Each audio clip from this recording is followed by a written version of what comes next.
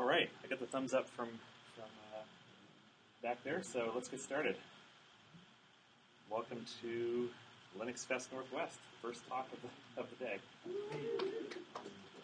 So my name is Paul English, and I'll be talking about being or becoming a sysadmin, a little bit about my experience over quite a few years, and at least what I think the job market looks like, and what you would be experiencing going into becoming a sysadmin. I did get a question earlier. This is a soft talk, so we're talking about the job market and so forth. We're not talking about technical skills here, but hopefully it should be at least entertaining, and you can ask me questions. Please do ask questions during the session. I've had skilled sysadmins in this talk before, other people who've been in the career for some years.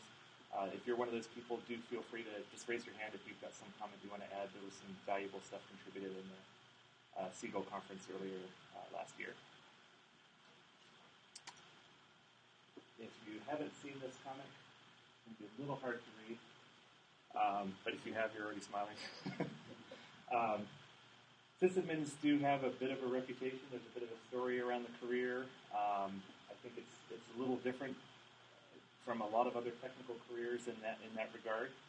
I guess there's stories about all the different careers, but at least for sysadmins, our reputation is we care a great deal about the systems and services that we support, and we'll go to extreme lengths to ensure that they stay up. One interesting anecdote about this comic book, we recently have been doing some updates on our systems at work. And the lights, it's easier to see. Yep. Yeah, that is much better. So we recently at work have been doing some updates for the libc DNS bug, in case anybody's curious about that. Which effectively requires a reboot on every system that's affected. Most Linux bugs don't seem to do that. We discovered we had some systems around with over 2,000 days of uptime. That is a lot of my experience is Linux focused, so that this may not apply to the Windows world, but that's actually not so unusual in the world of Linux. It's incredibly stable and can stay up for a long time. But one big shift that's happened over my time, and if you're getting started right now, this will be something you're walking into, is that the MO for sysadmins is don't worry about keeping individual systems up for a long time. Worry about keeping services up. So you want high uptime for your service, not for individual systems. In fact, you should plan and schedule and regularly reboot your systems as a way of testing them. Some people may have heard about Chaos Monkey from Netflix, which actually just randomly kills individual systems to validate that the service itself is staying up. But the comic still applies. We're talking about uptime, just talking about uptime of services, not systems. So a little bit about me, and we'll actually go halfway through the talk before I start asking you questions about yourself. Since about 1996, I've been doing sysadmin-like stuff for a company called Mitsubishi Electric Research Labs, which is one of their research arms. So this started way back in college. I've also been a sysadmin at the MathWorks, which is the makers of MATLAB. And I have my computer science degree, which is definitely not something that is required for the sysadmin field. I think more so than almost anything else. Sysadmin is open to people from all sorts of different backgrounds, and most of my peers have degrees in other fields or don't necessarily have degrees at all. Some of the very best people I know in sysadmin don't have a 4-year degree. I've also been a sysadmin at the University of Washington, and despite my efforts, it's really hard to read that at the bottom of the slide. My current employer is called Vaisala Inc. And we do weather forecasting for wind, solar, and hydropower. Where? Which part of the world? All over the world. Oh, including North Sea. Well, currently we don't do a lot of offshore. It's actually weather forecasting offshore is a whole different tricky thing. But yes, we do have customers all over the world for our forecasting. So what that means if you're just getting started in the field, this is a specialization of sysadmin called high performance computing. So we do what in the Linux world is called Beowulf clusters, or high-performance computing clusters that run weather models. If I think back on this, so at least some of this is looking backwards for me, getting back to when I started my career. One of the things that I could say would be a mistake was not being a developer. So I have the degree. I could easily be making 20 or 30% more in terms of salary by being a developer. That said, I don't regret it. I love being a sysadmin. It's a great career field, and you'll hear more about that.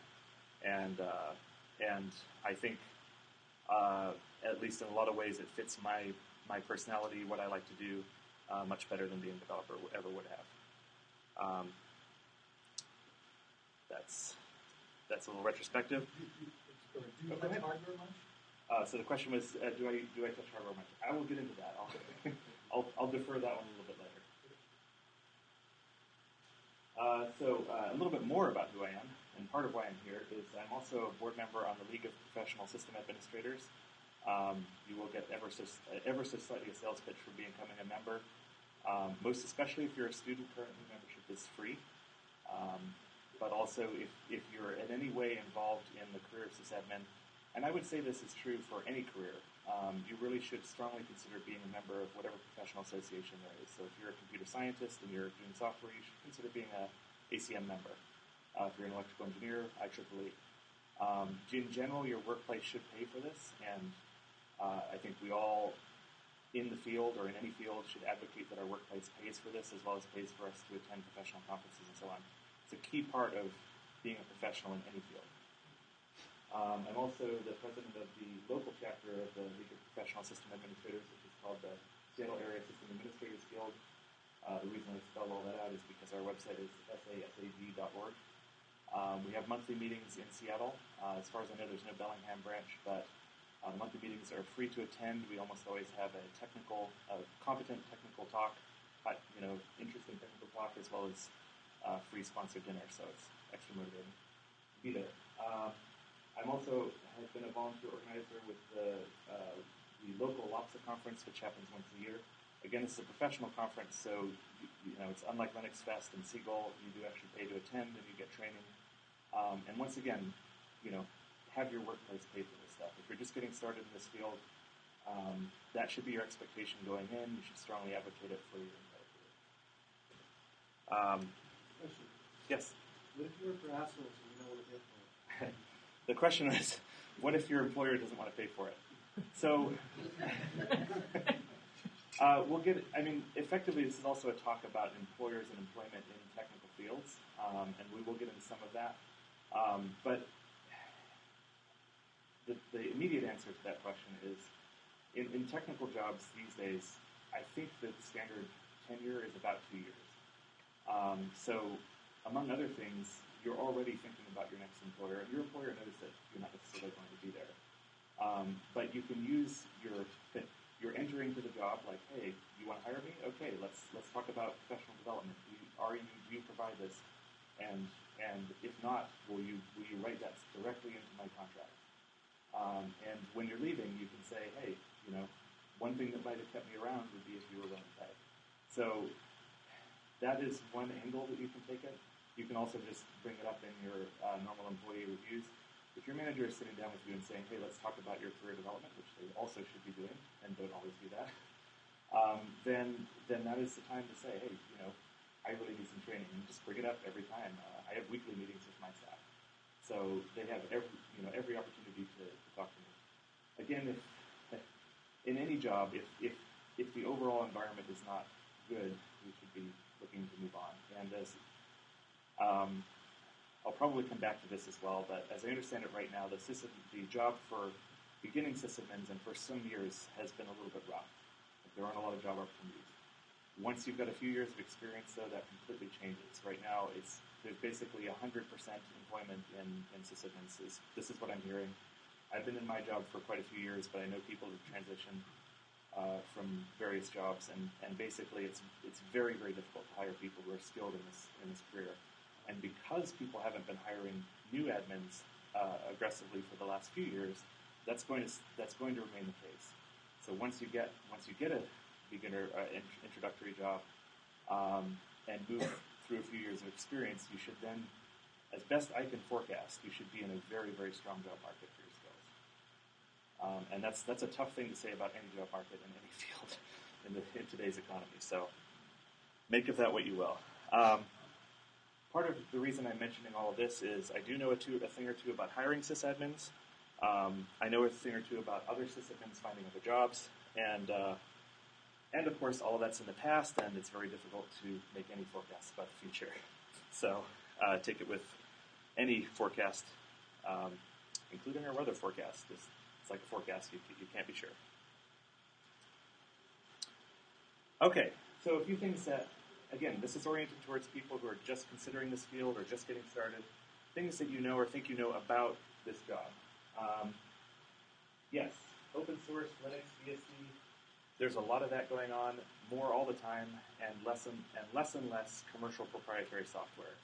Of course, when you're shopping for a job, if you've got multiple options, personally, I'm always, let's do more open source rather than less. Let's not have a support contract with Oracle for hundreds of thousands or millions of dollars a year. Instead, let's use Postgres. It's just as good, just as reliable, and so on. This is something that you can factor into your consideration for jobs. Well paid. I think in absolute terms, sysadmin is a well-paid job.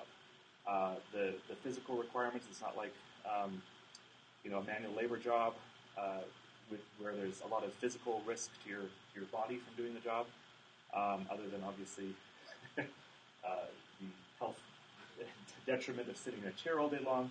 You're not risking breaking limbs, that sort of thing that goes along with it, and you're paid proportionally quite well.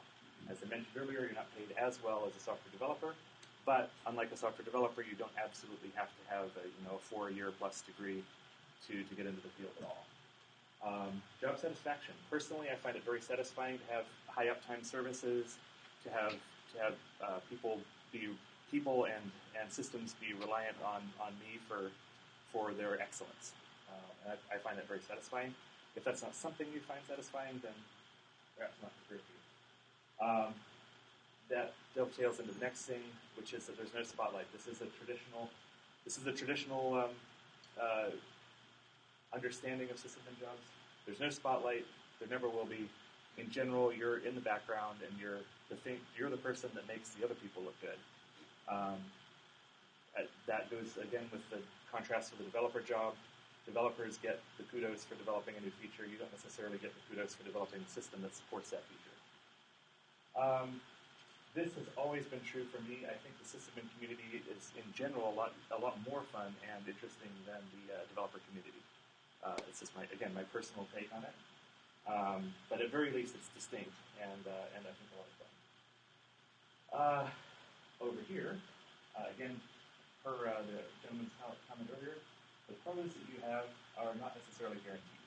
In any given job, there might not be a lot of job satisfaction for you. You might not necessarily be well paid, especially in a job market right now where junior sysadmins are this a heavy supply-demand imbalance. On-call is definitely a bit of a con, and even if you're saying to yourself at the beginning of the career, hey, I can do this, I'm young, I'm healthy, I don't mind being on call, this helps give job security and so forth, it does take a toll over time, and even if your system is well set up, which it should be, so that you're not getting paged all the time, there is a life cost to this, and it's something you really need to factor in, and consider that maybe, for your entire career of 40, 50 years, or however long you expect your career to be, that you won't necessarily want to be on call for all that time. There's ways of working through that.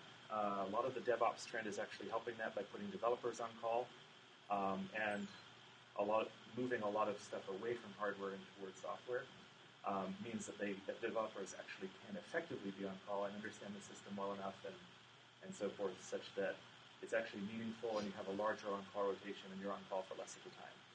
But definitely think hard about taking a job where they say, well, we've got 2 people and basically you can rotate on call between the 2 of you, and effectively you're on call 50% of the time. That's a very difficult situation to walk into and commit to for even a few years. the classic stereotype overall for sysadmins is digital janitor, and again, this is a workplace culture thing.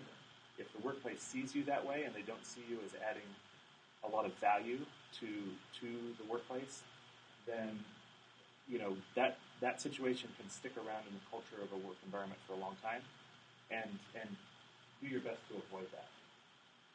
The last one is extremely diminishing, but to the extent that we work with hardware, it is traditional that all new hardware requires a blood sacrifice.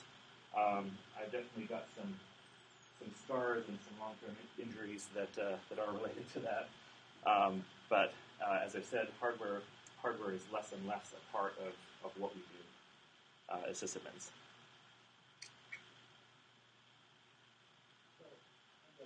Go ahead. So, in terms of the digital janitor, what sort of things would you recommend to avoid becoming? Sure. So the question was, how would you avoid becoming a digital janitor? I think what I'm talking about there is mainly the perception of people in your position at a given workplace. So if you're interviewing for a new workplace, well, the key thing about job interviews in general is remember that it is a two-way street. They're interviewing you, but you're also interviewing them. I can't tell you how many people I've interviewed, and I said, okay, do you have any questions? And they just sit there, and they don't have questions for me. You should walk into any interview with a long list of questions, and especially at least a few of them should be about workplace culture. So one way of directly addressing that, you most likely would be interviewing with other sysadmins at that job. You have to talk to the manager, I'm sure, but you'll be interviewing with other sysadmins. Just ask one of the other sysadmins, how do other people relate to you? Do they relate to you as an expert whose opinion they value and they come to you for that expert opinion? Or do they relate to you as the person that they dump those jobs on that nobody else wants? Just the attitude difference is huge. Yes, effectively, if there is a server that needs something done on it, that's going to be your job. But the attitude of your coworkers is important. Currently, I work with a lot of scientists. If I were interviewing for my own position right now, like to apply for it, or if I were on the other side and somebody asked me that question, what I'd say is, I work with a lot of PhD scientists. These are brilliant people, have far more education. Some of them are probably making a little bit less than I do, which is an interesting dynamic. But they respect me. They know that I do knowledge work requires a lot of skill and intelligence, and that they can come to me for an expert opinion and get it, and they'll respect my opinion in general. There are other aspects of working with PhD scientists that are downsides. Nobody's perfect, and there's trends to that. But in general, this is something you can suss out directly in an interview. If people don't have a nice, clear answer for you for that question right away, be afraid. So, yep.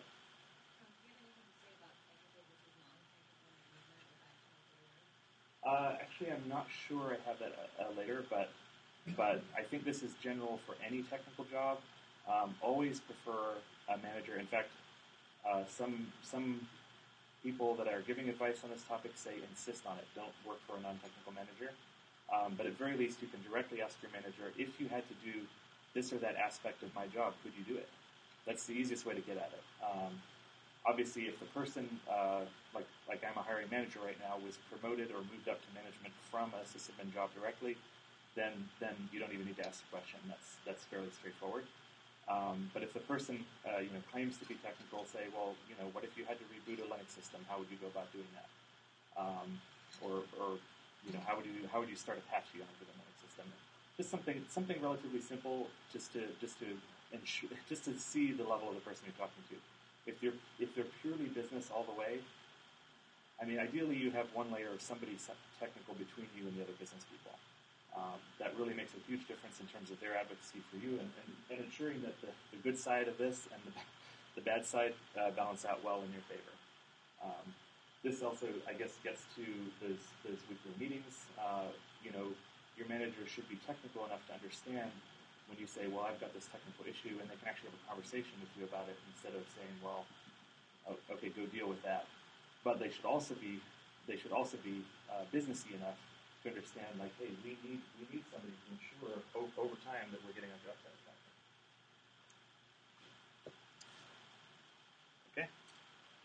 So let's talk about you.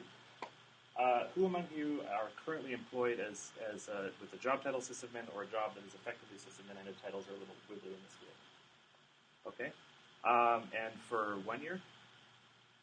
2 years? 3 years? Well, I already know about you. 4 years? Okay, so we do have some experienced people in the room. And who's currently looking for a job in this field? Okay, great. I've already heard from somebody that they're hiring. I think they're hiring a mid-level position, and they went into the other cosmic store. So, and who is currently a student or just kind of considering the whole field as an option?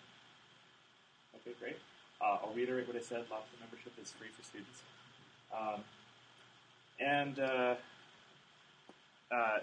What about, let's see. I think, in terms of people who are currently employed as sysadmins, what about people with the title DevOps or SRE? Okay. That's sort of a new thing. We'll get into that a little bit later. Okay, so what's it like out there? We did actually cover this a fair bit. The industry is moving and changing fast. This is partly why, I mean, you really can't afford effectively to work for a company that won't at least encourage you to get training, if not pay for some of it. The field itself is changing. Over time, we've definitely moved a lot more from hardware to software, and any sysadmin job is going to involve writing a lot more code. Whether you call your configuration management system like Puppet or Ansible or Salt, whether you call that code or not, that is effectively code, and you're going to be doing a lot more of that and a lot less setting up servers.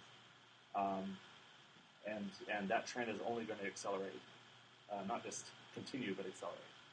I still assert you don't need a 4-year degree. I know the job market is really hard, and I know it's difficult right now for people just getting in, but I do not think that's necessary. I do think it is still important that you have technical skills, that you prove that you have those. There are multiple ways of doing that without actually currently being employed. For example, there are many nonprofits that need assistance and effectively can't afford to pay at all. I know that's its own particular trick, but it is difficult to find a 4-year degree in sysadmin anyway, as its own standalone degree. There are a few universities that offer it. I know that Bellevue College currently offers one. I don't actually know what Bellingham Technical College offers here. You can look that up before the talk. Overall, with regards to this, many of you know about Y2K. Some of you, this may be a little bit new for your career experience, but prior to the big .com bust in Y2K, virtually anybody who could write virtually any kind of code whatsoever or plug in a computer could get hired in a technical field, and often as a sysadmin. You couldn't maybe necessarily get hired as a programmer, but often as a sysadmin. Immediately after that, it was very, very difficult to get hired at all. Pre-2008, similar scenario. This was just macroeconomics. It wasn't about the technical job market. And right now, as I said earlier, you can basically there's 100% employment in the experienced technical levels, but not so much on the less experienced. I think this is a fundamental mistake being made by employers in the industry.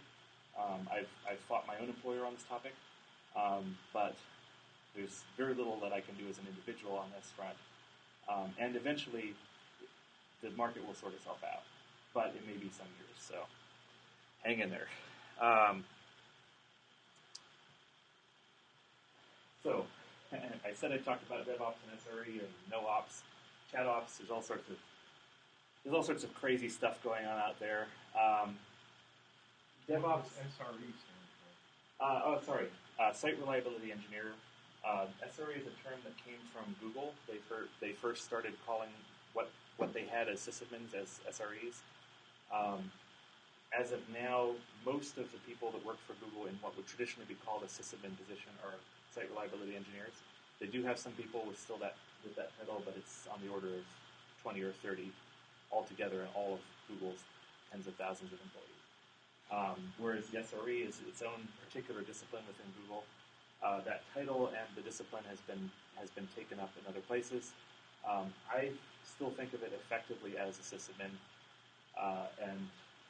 and possibly with more emphasis on software, which is overall a trend happening anyway. But let's talk about DevOps for a second.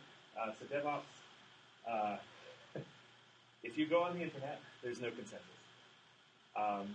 If you talk to the people that really got the term started and are really talking about what it means, the key people in that, Gene Kim being one, who wrote the Phoenix project, there is a consensus. And the consensus is that DevOps is a culture and not a title. So hiring somebody to be a DevOps engineer would actually be kind of a weird thing. However, if you're looking at the job market right now, the job market disagrees. The job market says we're looking for DevOps. And as a junior sysadmin or somebody entering the field, don't be afraid to apply for a junior DevOps position. Unfortunately, this is part of that market dynamic that I was talking about, where most people who are listing a title as DevOps engineer, they're saying 3 to 5 years of experience or something, and basically ruling out. There's no such thing almost as a junior DevOps, at least in the job ads that I've been browsing. As I said, SRE is interesting. I think it's a growing thing and will probably continue to be worth watching. Definitely look for jobs with both of these titles and don't hesitate to apply. NoOps and ChatOps and a bunch of other things with ops in the front are very, very new, and it's worth watching some of the talks from the Unix conference on all of these topics and learning about what the people that are speaking about them and implementing them mean in their organizations.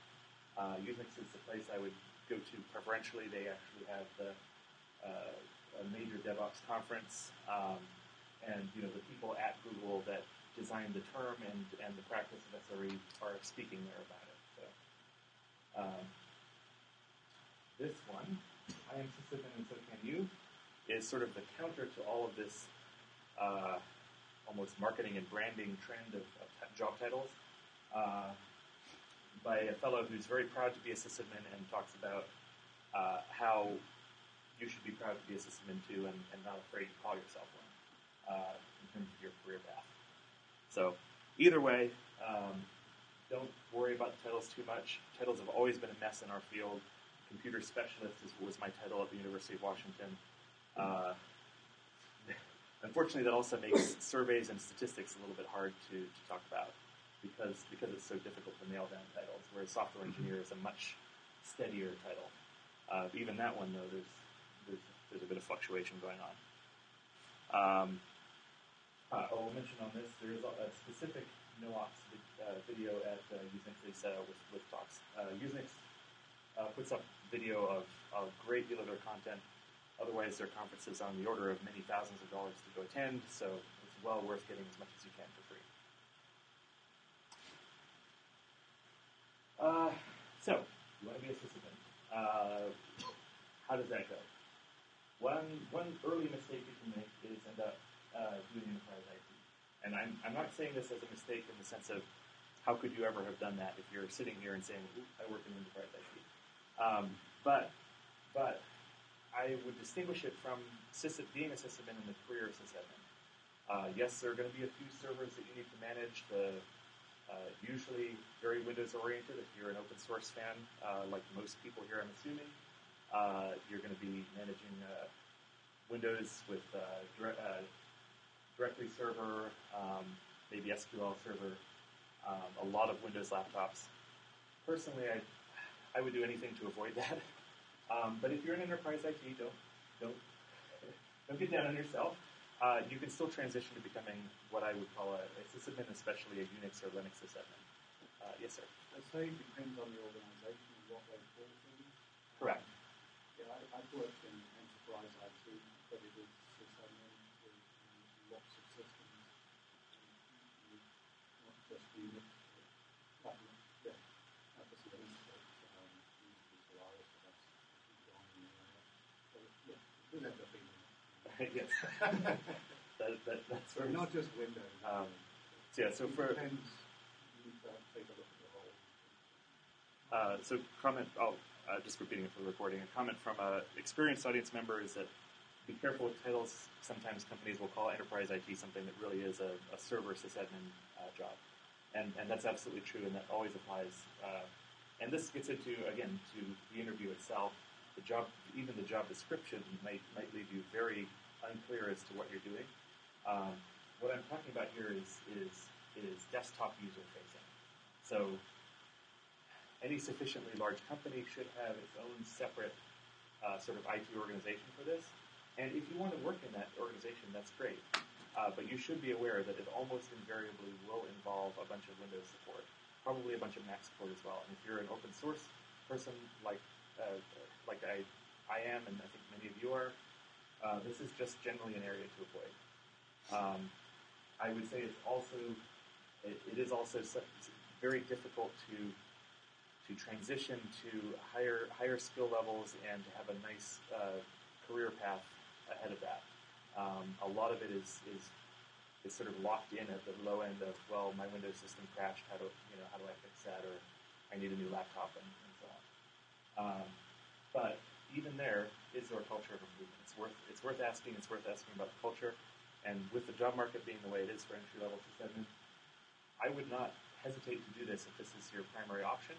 Get a few years of experience, get as much Linux and Unix experience as you can, server-side, as much server-side stuff as you can, and then in 2-3 years, move on and apply for that DevOps engineer. You had a question, sir? Well, it's just the way my college had done it. I was looking for Unix classes, Yeah. and they had automatically slated for how to come out of systems, like each system, and go into CS. So Yep. Actually, so the statement was that in college, a lot of the Linux and Unix-oriented classes are going to be on the computer science track, whereas the systems track is a lot of Windows. I would say that the networking track is also going to be a lot of Cisco, and that's not necessarily the future of networking. Networking is not my area, but there's a reason for that, and it's another frustration of mine with our industry as a whole. The reason is that developing these college level tracks is very, very expensive. And Microsoft and Cisco, specifically as two individual companies, throw a lot of money at colleges that will develop tracks that lock people into Microsoft or Cisco, obviously. So I'm not saying don't do those things, but it is a bit of a tricky line if you're in school right now. What do you do if you want Linux open source? There's nobody throwing any money at any college for a Linux class. It's strictly because if you're in the computer science track, you basically have to have some amount of Linux command line experience. It's an unfortunate dynamic. It really is. But that's the way of it. I did mention Bellevue College earlier. Another member of LOPSA who's on the board as well is actually teaching there, and he's doing his best. But he's been fighting that exact battle on the instructor side.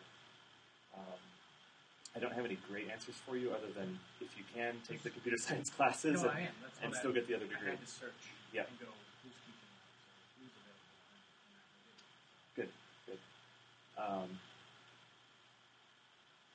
Let's see.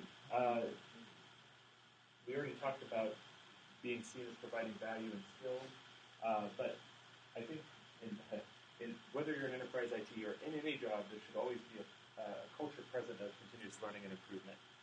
This is key to DevOps. Like, if somebody's saying this is a DevOps position, and they're not talking about iterative improvement, another big thing is principles stolen from what they call lean manufacturing. But both of these, the continuous learning and improvement aspect of it should always be present. When you have an outage, actually, it's a great question for asking during an interview. When you have an outage, what does your postmortem look like?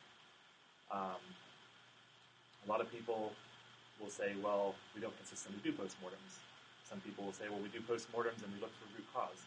These days, root cause is not really what it's all about. We acknowledge that there may be many conflated causes for an outage, and we talk about what can we improve so that this outage, if we have an outage like this again next time, it's less bad. Or can we avoid this particular outage? Can we avoid all of the things that contribute to this outage? Might be code comments, it might be continuous integration, any number of different things. But continual learning and improvement is something to look for in any culture. And if you're in enterprise IT, if you're looking at, well, I've got to pick an enterprise IT job, I've got one or two different ones. Are there people that are looking at better and faster ways to deploy those laptops? Better ways to manage, they're actually checking in every month. There's some new and better way to manage their Windows laptop fleet. In general, I would suggest, especially as a beginner, try to avoid solo shops. I can't even tell you the amount of value that I've gotten over the years from other more senior sysadmins instructing me. Like, unbelievable. And it is available through, like, the LoPS community. We have a mentorship program. But all of that is a substitute for what you can possibly get on the job. There's nothing like working with somebody else. And even as at this point, way into my career, I would do almost anything to avoid being a solo shop because of the value that I get from my peers. Even if it's somebody that's many years junior to me, they know things that I don't.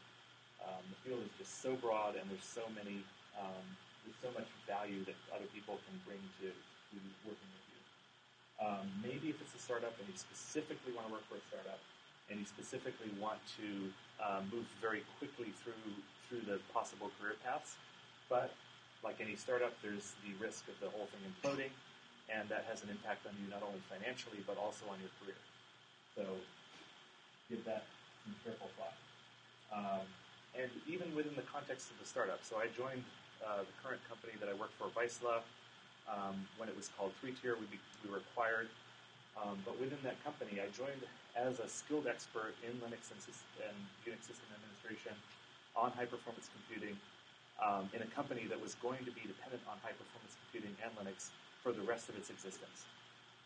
If you're going to join a startup that is working in some other field, non-technical field, or a company where it's likely that a lot of the company value will be placed on the software engineers and not on the people managing the systems. If you've got more than one option, try to pick one where they value the systems themselves. A lot of company that's been hiring a lot of skilled sysadmins recently is New Relic. What they do is systems that monitor other systems. You can't do that without skilled systems people behind it. And so I would pick a company like that over a company that it's one that's been razzed a lot recently, Hub, where effectively the company was spammers. And value judgments aside, that company's business model is their core value is marketing. Like, that's what they provide to their customers. So the systems underneath it, they're never going to value them the same way as a company that does systems monitoring.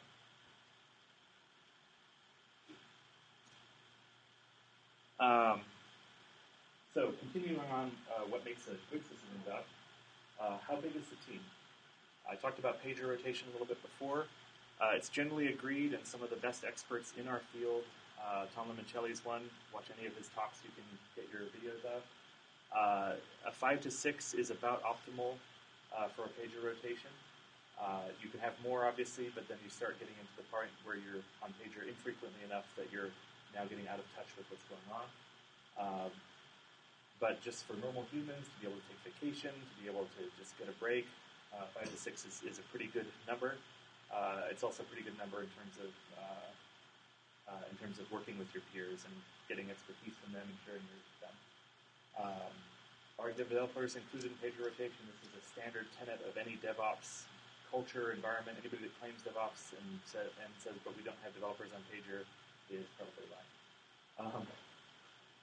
How often? So this is a great interview question. If you're interviewing for a sysadmin job, how often does the pager go off?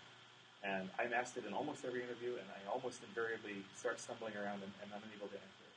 Part of that is because it's very cyclical. We can go months with no pager alerts at all, and then some months where there's like one every day. But this starts a conversation with the people there. How, what does it look like? service level agreements, SLAs, should always be very clear, and somebody should have a clear answer for that for sure. They almost certainly won't have a clear answer for how often the pager goes off, unless they're about to pull up some metric that they have, which might actually be an interesting thing to see. I don't have that, but I can speak very clearly to the service level agreements for any of the services that I support. So that weather forecasting is a 24/7 service. We've got 99.99% availability commitment on that. How are duties divided across the team? Rotation, mentorship. Again, this just gets to the culture within the team. It's a bit more of an open-ended question. We've already talked about paying to send you to conferences and technical talks. How much FTE is spent on maintenance? This is an open-ended question. Definitely, it's definitely worth talking about the topic of maintenance and what they call in agile methodology chore work, or we don't. Usually, this will lead into either we don't do nearly enough, or some conversation about how it's regularly scheduled in. It should be regularly scheduled into to the work cycle. This kind of goes back to continuous improvement. Technical debt is a chronic thing in this field, and it's something that good management and good peers in the team should always be keeping a beat on. Thank you.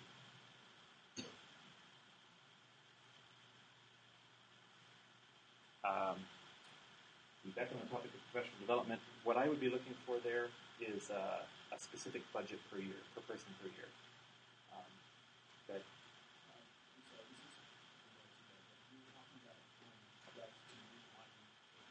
Yep. How does that typically work? Do you usually have, like you just rotate between systems people and dev people, or do you have them on the same time frame, or how does that work? Sure. So the question was, how does it work with devs being on rotation with system people? I would say there isn't a typical model for that, actually. Most ideally, a dev in my world, to me, and this is very much an interpretation, a dev could be fully responsible for a page alert. So the dev gets the page, they have sudo, they have all the necessary stuff to fix it. A lot of environments will do a two-tier, so dev gets the page, and then if they miss the page or if they have a problem, they can escalate the system, or vice versa. But there are plenty of environments where it is literally just devs, because, for example, Amazon is right across the street from me. There's whole teams where it's all just developers. They never see any hardware because it's all abstracted from them in Amazon Cloud, and it's literally just devs. And this is, I mean, that's actually a long-term prospect for this career field, is that effectively everybody could effectively become a developer. There's certainly the financial equation of having your own servers is changing very rapidly and continues to do that. So in that regard, the more software skills that you build, the better. Whether it's Linux command line, bash scripting, or configuration management, or real true programming in Python or whatever you have. Sir? Our team does it where I'll have you on call phone, I can escalate to a lead, and then that lead will escalate to the dev.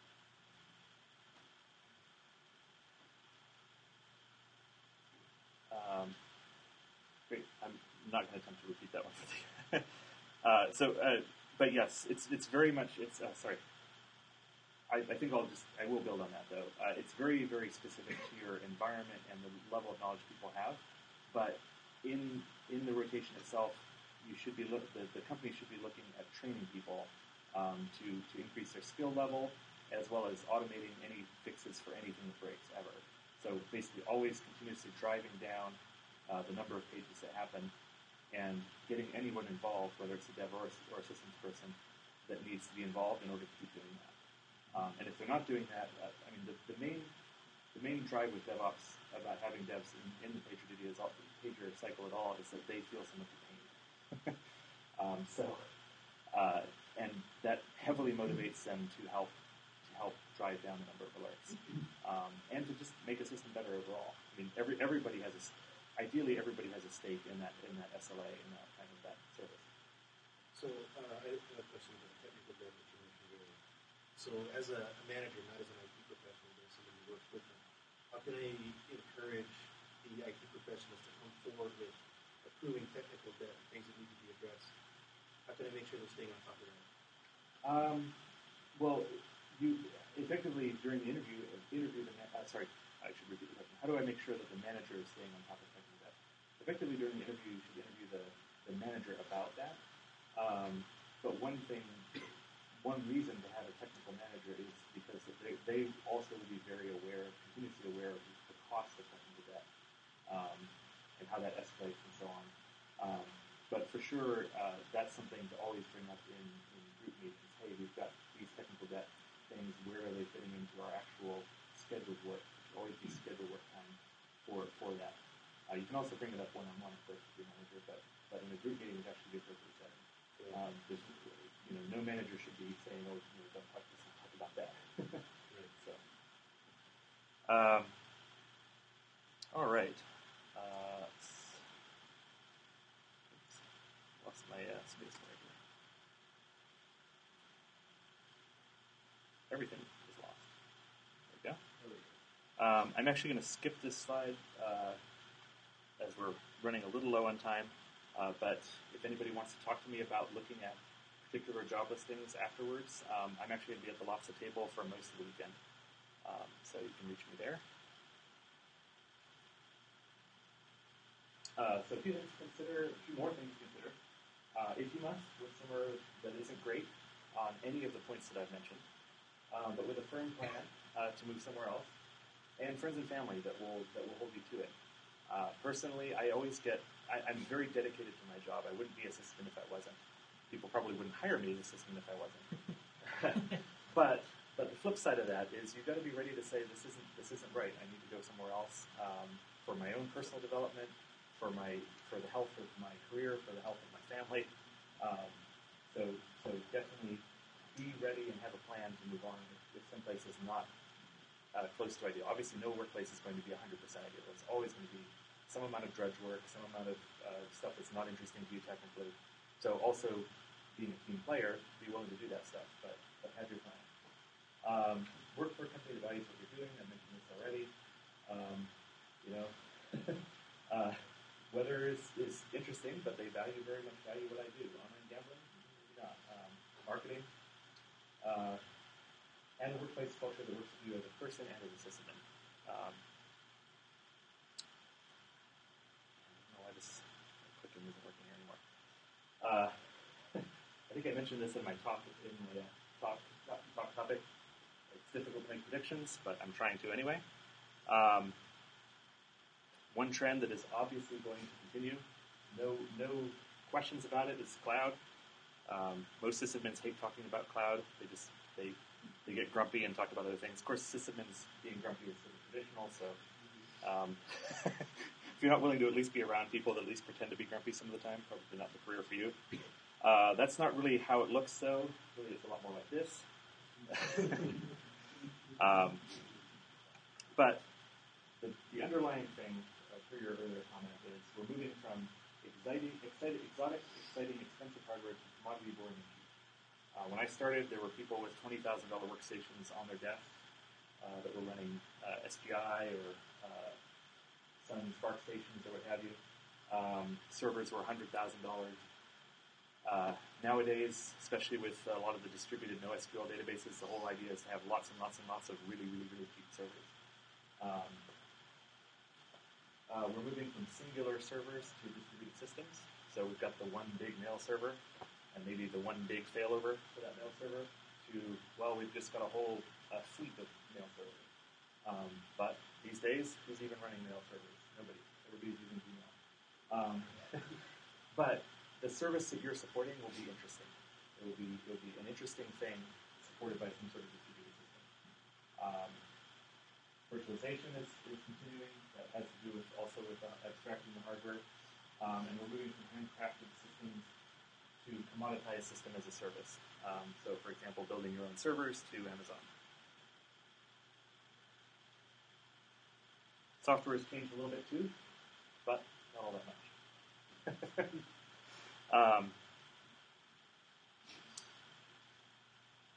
Some follow-on reading, that is a little bit difficult to read. There's a boot camp on Reddit for sysadmins, especially for beginner sysadmins. It's definitely worth reading. There's a nice retrospective, which is kind of like what I'm trying to do in this talk, with 30 years of sysadmin on IT World. The book by Tom Limoncelli is authoritative in the field, Practice of System and Network Administration. New edition of this one's coming out soon. You might want to wait for the new edition of this one.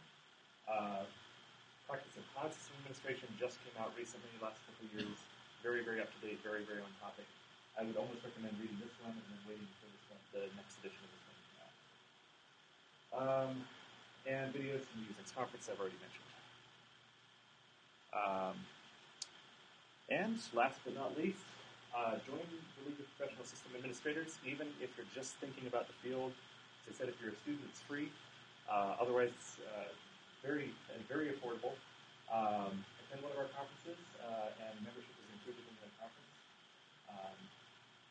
And student discounts for the conferences are available. We have a mentoring program. Definitely recommend that for anybody beginning in the field. You can work with a mentor in almost any format.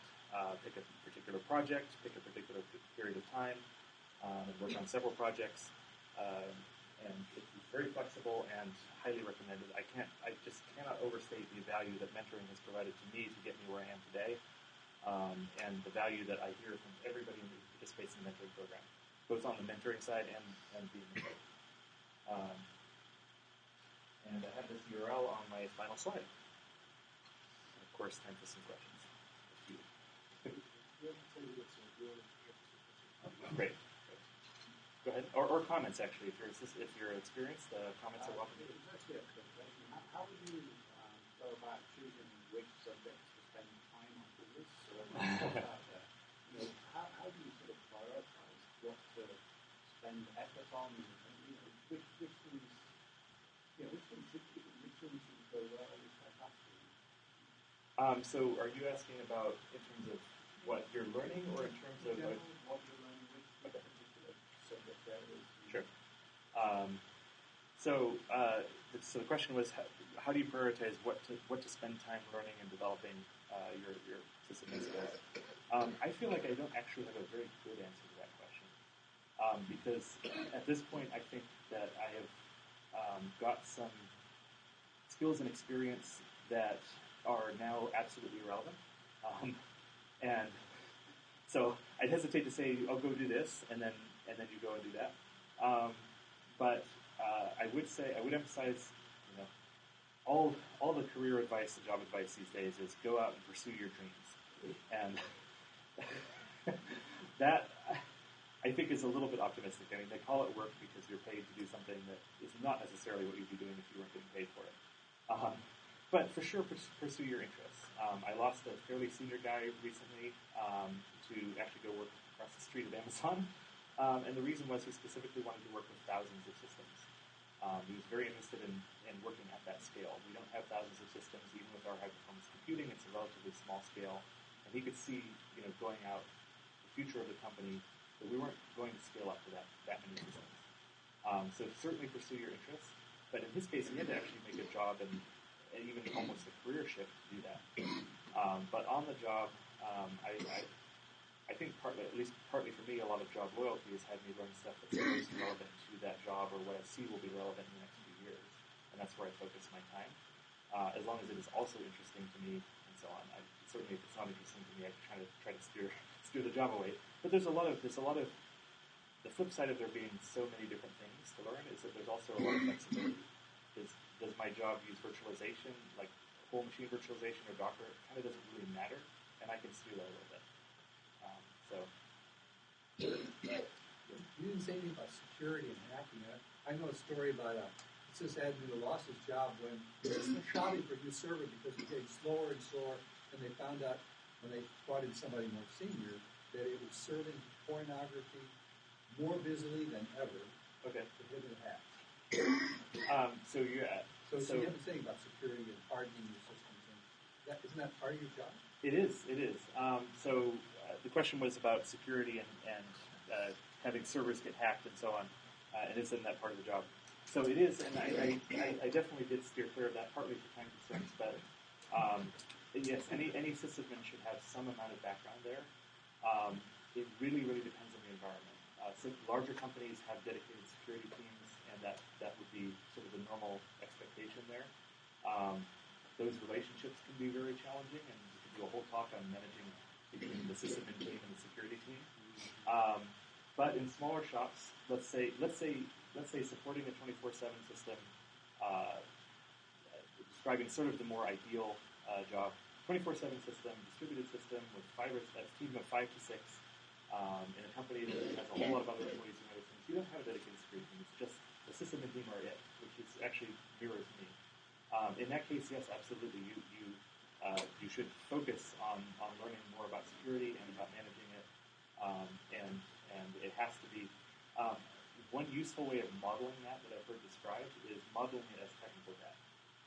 So you basically, at any given time, you have to ensure that part of your recurring work and your recurring iterative improvement includes dedicated time to work on security topics. So that's a useful way of doing it. Again, I'm not sure I have the very best advice on that because that is not my sole focus either.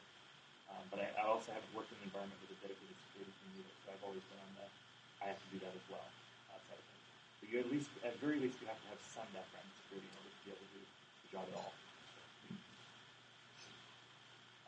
Any other questions or comments? All right, thank you very much. Let's give a round of applause.